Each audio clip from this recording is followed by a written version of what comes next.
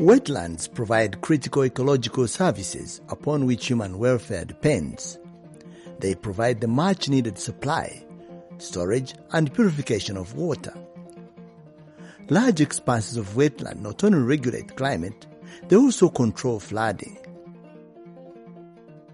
When used sustainably, wetlands are a source of resources that generate employment and contribute to human welfare through fishing, supply of grass, papyrus stalks, and reeds used to weave mats and baskets, as well as sand for housing construction. Uganda is, however, losing critical sections of its wetland systems through encroachment. If you look at the coverage of wetland, it has reduced from 14% to as low as now to about 8.4%. And primarily, wetlands has been a soft target. We have people who are involved in subsistence agriculture because they are not resilient. They go to wetlands, especially during the spell or the dry spell, to try to access water from the wetlands. Also the animals, the same. And we have also seen quite a lot of industries also trying to set up in the wetlands because the land is generally cheaper than in most of these other areas. The mandate of protection of wetland is vested in the Ministry of Water and Environment, districts, and the National Environment Management Authority, NEMA, according to the local government management structure. In order to reverse the trend of wetland loss in the country, the Ministry of Environment and Wetlands set out to implement a series of action, including demarcation of wetlands, eviction of encroachers, and restoration. In 2018, the Auditor General's Office carried out a value for money audit on the management of wetlands in Uganda by the Wetland Management Department to establish the extent of a reduction in wetland coverage countrywide and evaluate the adequacy of measures put in place to ensure protection and restoration of wetlands. The audit assessed protection and restoration of wetlands for the period between 2014 and 2018.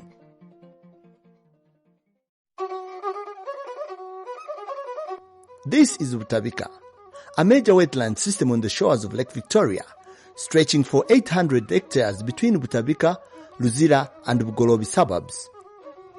This major water storm control and filtration system for pollutants from the urban settlements and industrial complexes has suffered due to encroachment by human settlements following previous restoration efforts. In 2014 there were no settlements. 2015-16, people started entering, and then 17, people had, the settlements had increased in the wetland. That is why we prioritized the restoration of that wetland by that time. But now they have again gone back. Heavy investment in this fragile ecological system, which is a lifeline for a clean water supply to Kampala City, goes on unabated. Intriguingly, there is no ownership of responsibility to the continued land acquisition. Key players shift blame between NEMA and the Kampala City authorities. It's not that we slept on the job. It is because of the way the environment is managed is really very decentralized. There are managers at local government who should do that work first. But you find that the local councillors and whatever are actually the front lines of trading on this product. The National Environment Agency, NEMA, states that the political implications, especially during the electoral period, often override the decisions of those seeking to conserve wetlands, especially those around Kampala City. We have had several times attempts to guide people to get out. The political climate doesn't work out very well and so forth. So it complicates the issue. And also really comes in where do the people go? According to the 1995 Constitution, government holds in trust all wetlands for the people of the Republic of Uganda. Therefore, No activity is permitted in a wetland without a wetland user permit from NEMA. The authority has issued 239 wetland user permits, which in its report to the Value for Money audit were complying to the set conditions.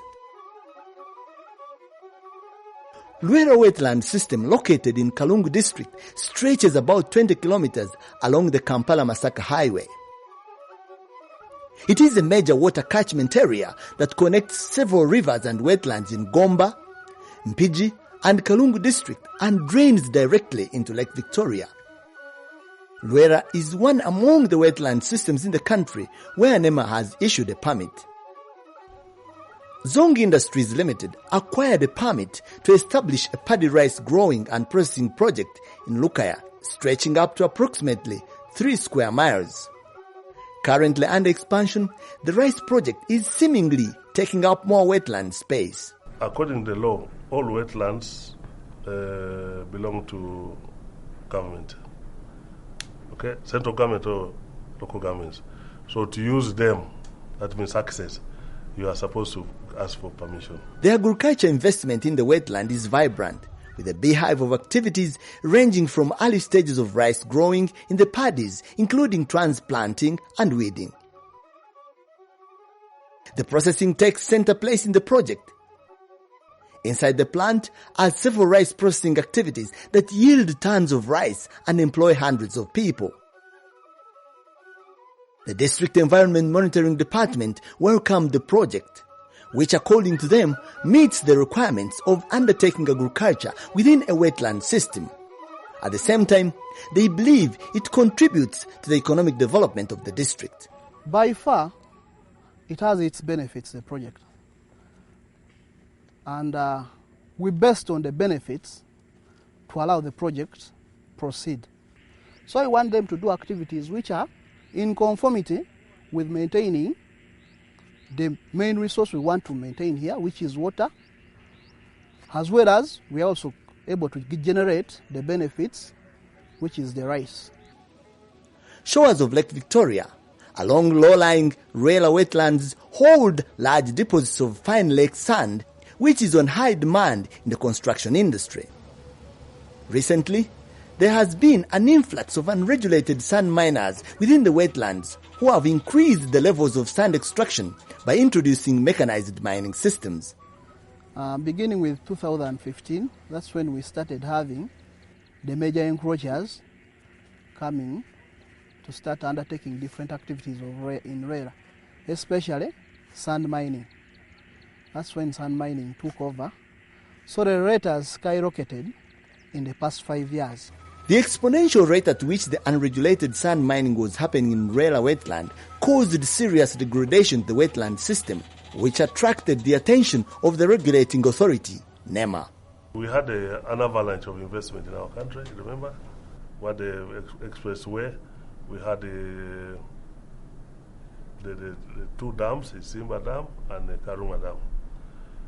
Those dams alone needed the quality of sand, which is very high. And there were 2 options: Uganda to import the sand from outside for that, or use the natural resources that were there. So Lukaya, sections of Lukaya wetland had the deposits of that type of sand. And so initially people went and mined it without license, and we went and put order there. Instilling order necessitated devising stringent measures by issuing mining permits that are tied to restoration conditions. Initially when we started, we didn't, the guidance was general, but in the middle we notified that we should improve on the licensing regime. So we developed guidelines detailing the procedure, how you can mine. So now you mine good, but you mine in using where you have delineated you. That is where you're going to mine this year. Then after you mine, you first restore before you go to the next. Positively, efforts have been made by some miners to restore patches of wetlands where sand had been mined. This is one example where wetland vegetation is progressively reestablishing after mining activities have been discontinued. However, the value for money audit report found out that some sand miners extracted sand at much deeper levels than what was allowed by the permit. Furthermore, cases were reported where developers who had been issued permits abandoned the sites without restoring them. This violates permits conditions and costs government restoration fees. River Ruizi, a small river, yet crucial to the wetland system, spanning agricultural farmlands across the several districts of western Uganda. It is an indicator of the extent of the loss of 2/3 of wetland systems in the region due to encroachment for human development activities. The Ruizi system covers 13 districts, stretching from Buhweju district, Bushenyi district, Shema, downstream to Lyantonde and Chotera. The major threat in the Ruizi is mainly on encroachment for animal farm establishment, encroachment for agricultural purposes, and to some extent of also urbanization. An aerial view of water purification plant for the recently gazetted Mbarara city. For decades, the facility has served the urban center with water drawn from River Ruizi mainstream, a lifeline for the population of close to 200,000 residents of the city. Unfortunately, over the years, the river has been progressively losing its water volume to the verge of drying up. This is the gauging station for monitoring the river flow. The first pillar, that is where the gauging was in the 70s and 60s. But because of the lowering and decline of the flow of the river, to get the information, we have been shifting over a period of time to track the flow of the river. We have shifted almost like 3 meters from the original gauging point in the 70s and 60s to currently where we couldn't even manage to get the flow. So when they talk of the dying river, this is one of the symptoms, and that is where the evidence of saying River Ruizi is drying up. This state of affairs has unfolded over the years from selfish and sustainable farming activities and utilization of the water resource on the upstream section of the river and its smaller tributaries. National Environment Authority NEMA states that they have put in place restoration measures to bring back the river to life. We have had a lot of unblocking, taking people to court, and again doing public education, which people must come in. When we come downstream to Lake Kachera, downstream on this side, we've actually removed the people who were farming up to the lake. In Mukono, the quest for agricultural farmland in the peri-urban densely populated area is taking up expanses of formerly designated wetland at quite an alarming rate. There have been attempts to restore and demarcate the wetlands. The wetland, as you can see, is experiencing threats of encroachment, mainly cultivation. Here at Rwajali, a wetland stretching up to 53 kilometers, the Ministry of Water and Environment is installing beacons. It is hoped that demarcation will deter any further destruction of the wetland system by clearly marking which part of the wetland is off limits for agricultural activities. One of the ways of trying to stop it is demarcating it on ground using concrete pillars. So before the audit happened, there had been an attempt of the restoration process, and part of that restoration process culminated into the demarcation of this part of this wetland called Rwajali, which is increasingly experiencing some increasing threat of degradation and encroachment. However, the costly demarcation exercise alone is not effective if the population is unconvinced of government's motives and benefits accruing from the wetland. Mukono district is exploring alternatives of managing the wetland without resorting to forceful evictions. We are trying to involve other sectors to come on board and work with us and offer solutions. These people who don't have livelihoods elsewhere, we give them livelihoods. These ones who are doing unsustainable agriculture, production comes in and also help that. Otherwise, trying to really say you chase them out, it becomes even a humanitarian issue, because some people will even say you are chasing them to go and die when you don't even give them alternatives. In Mityana, Nakatongole wetland, a major system that drains into Lake Wamala, is not only an important regulator of the ecosystem of the greater Mityana, but also a critical water supply source to the population of Mityana town. It exudes the impression of an intact ecological system that is well protected following years of mismanagement. We did some enforcement where we engaged the police to evict people who had started cultivating in the wetland, and also arrested some. We were forced to even clear the gardens and the trees of eucalyptus which had been planted there, because they were using chemicals to kill the weeds, and the chemicals ended up in the water, which is supplied by national water. So water was polluted. So after that we restored it, and as you can see now, 5 years, 4 years, it is almost fully restored. Challenging though it may have been, the results of a successful efforts of restoration and demarcation are visible through a healthy ecosystem which provides both ecological, social and water resource benefits. In this particular wetland, Nakatongole wetland, we installed around 20 pillars, which are about 100 meters apart. So it covers almost 2 kilometers in Nakatongole wetlands. So we planted them at the boundaries, at the boundary of the wetland, to show people where they are supposed to stop. This is Chewando Swamp in Chibale district, part of the larger River Kafu wetland system in the central region. Currently, wetlands in the districts cover at least 15% of the total land area, which is a recovery of about 2% since 2018. Although the district restoration efforts have been frustrated by lack of sufficient funds, they have devised innovative ways to demarcate and restore the wetlands. We used local trees. Why? Local trees, because we assume that when we come back, we will find that tree when it is already there. In some situations, like in gardens, when we don't have those tree seedlings, we are putting stocks, but those ones were temporary. And we are also using the already existing trees which were there and putting markers on those trees to inform those people that this is the boundary of a wetland or where you are supposed to stop.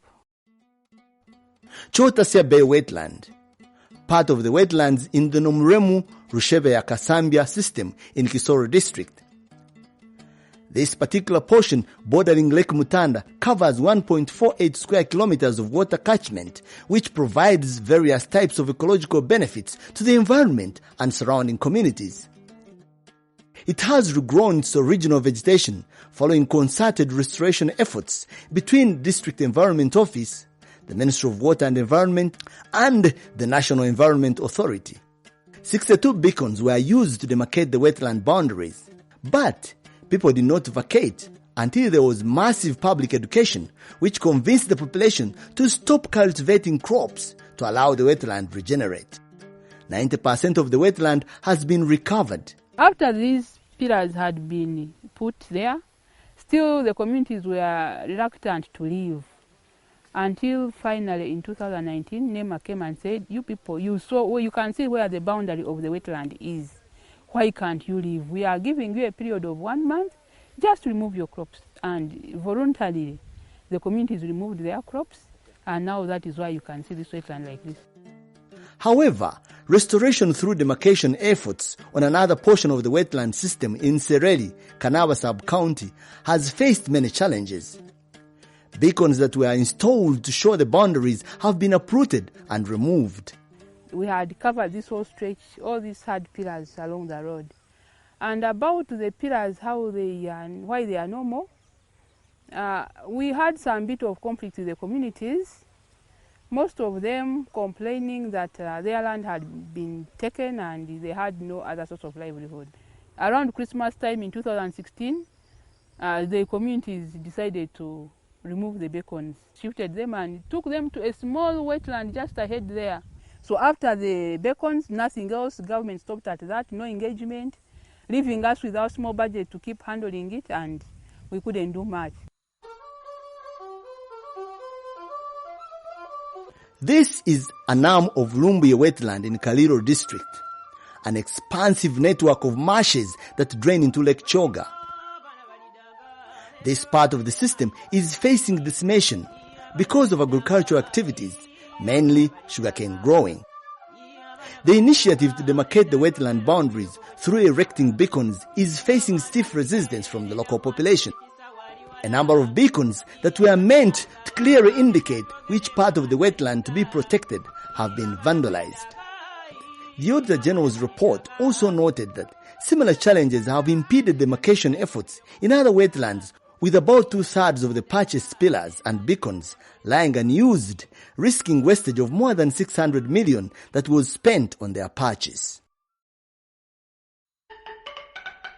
Nyangahia wetland on the arm of Lake Choga Basin, a system stretching over 58 kilometers. This is a section where Masindi town is located. Inevitably, the wetland is bearing the brunt of urbanization combined with commercial forestry encroachment. As the town expands, demand for land for construction is putting pressure on the wetland.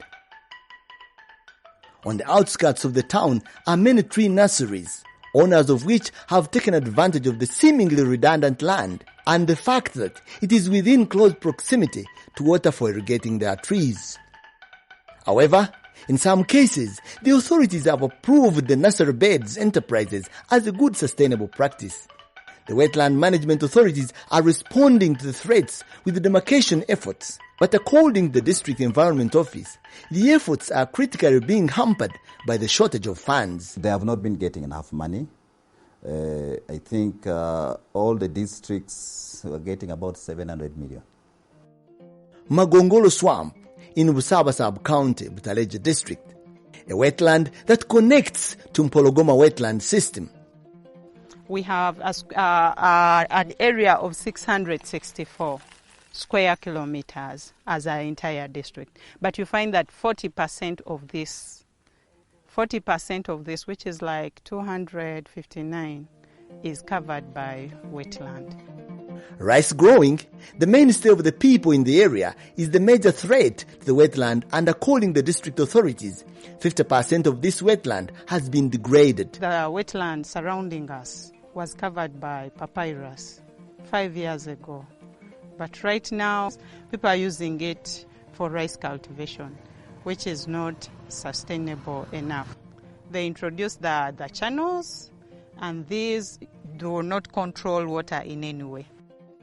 Restoration efforts have been limited to only public education, and not much action has been taken to remove the encroachers from the wetland. As a district, we have not done any demarcation because our budget cannot support us. I can end at sensitization of a particular group and then the others. And before I realize, of course, a lot of encroachment has been done in most of the areas. So we really need a government's hand.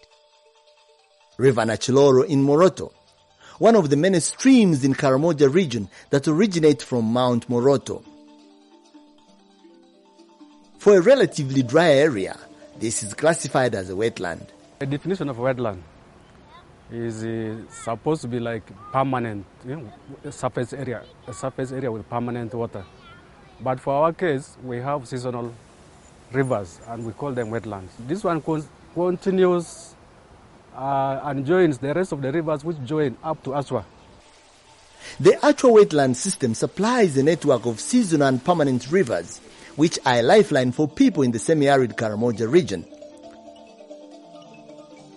On the positive note, this relatively dry area has shown exemplary conservation efforts, which have led to recovery of the wetland system. The value for money audit findings indicate that between 1994 and 2015, the wetland drainage basin in Kidepo increased by 8%. At least we are a bit fairer than other places. The legal route is one of the options the Ministry of Water and Environment is pursuing to stem wetland loss, a move that has registered some success. We have cancelled a number of titles, but quite a number of them, the bulk of them are still not cancelled because the matter is pending in court. So the law at the moment, that is how it operates. But we are in the process of doing a new law, which is going to make it more difficult for encroachers to walk away and use the existing legal framework to really promote their illegal stay in wetlands. The evidence of wetland loss and degradation across the country is overwhelming, particularly around Lake Victoria Basin and Choga drainage systems. Government's efforts to reverse this decline during the 4-year under review had registered little success. This is attributed to unclear roles, responsibilities and mandates between Wetland Management Department, NEMA and other key players in regulation and management of wetlands, and limited funding to districts' local governments to restore, protect and manage wetlands. The Auditor General's Value for Money audit noted that the current strategies which endeavour to do restoration after encroachment has already happened are not very effective. In total, 2,516 hectares of wetland were restored during the period between 2014 and 2018. This represents only 0.3% of the nearly 750,000 hectares that should have been restored by 2020 if the target of increasing coverage to 12% is to be realized. This Herculean target would also cost government at least 1.1 trillion shillings, and the gains would still risk being undone by re-encroachment. As things stand, degradation continues to outpace restoration efforts by a long stretch. On average, every year, the government restores about 630 hectares of wetland, but loses about 28,000 to degradation. Consequently, wetland coverage instead continues to fall further below the 12% target. This state of affairs calls for a change in the ministry's strategy. The audit report advises that a cheaper, more sustainable approach would be to put more emphasis on addressing the issues that push people into wetlands in the first place, rather than coming in to restore and evict people after encroachment has occurred. Where wetlands must be used, strict enforcement is critical to ensure that the conditions of the wetland permits are adhered to.